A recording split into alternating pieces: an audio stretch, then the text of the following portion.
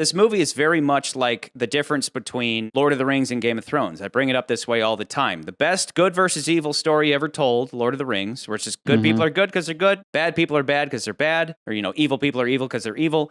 And then Game of Thrones, where you have a spectrum of good and bad, but at the end of the day, everybody that's good and everybody that's bad, they're all just trying to protect their families. And that's what these guys are doing. The CIA guy, yeah, he kind of communicates in a scumly way, but at the end of the day, that guy is looking after us. We've got a job to do. Let's go police the world. I'm just saying, just putting out there, I think that's why people just don't like this movie as much.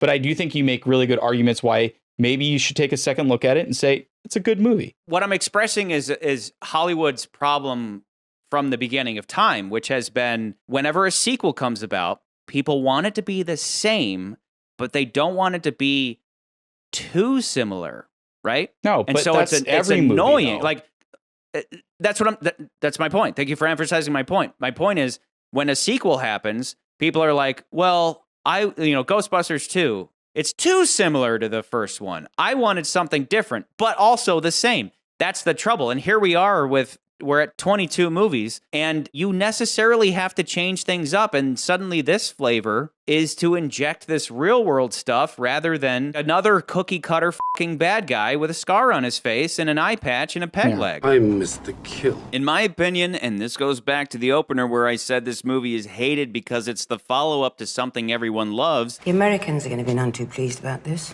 I promised them the sheaf, and they got the sheaf. They got his body. The expectations going into the sequel were high, and when such expectations aren't met, it hits exponentially harder. This is at the core of why I think it's underrated, because letdowns following great successes generally get punished more severely. Maybe had they gone straight into another exciting adventure, people would have appreciated this movie more, but instead they got this downer of a follow-up. Just look at the difference between the endings. The name's Bond. James Bond.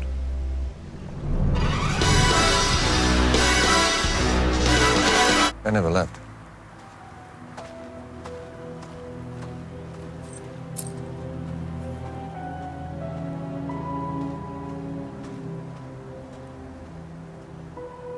Most people don't really like depressing movies, and I think that's the essential Bond element I keep trying to identify. Whether Bond is serious or goofy, the more successful films are fun. They're joyous.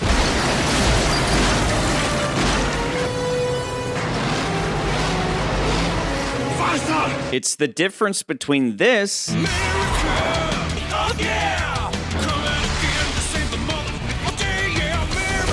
and this.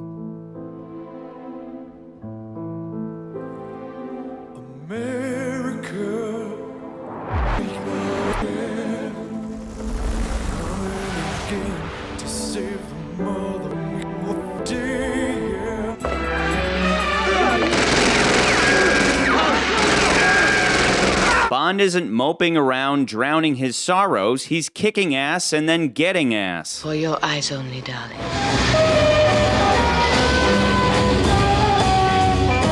If you ask me, people are much less forgiving of this movie because they're frustrated that the follow-up to something so incredibly big and triumphant was this smaller and depressing film.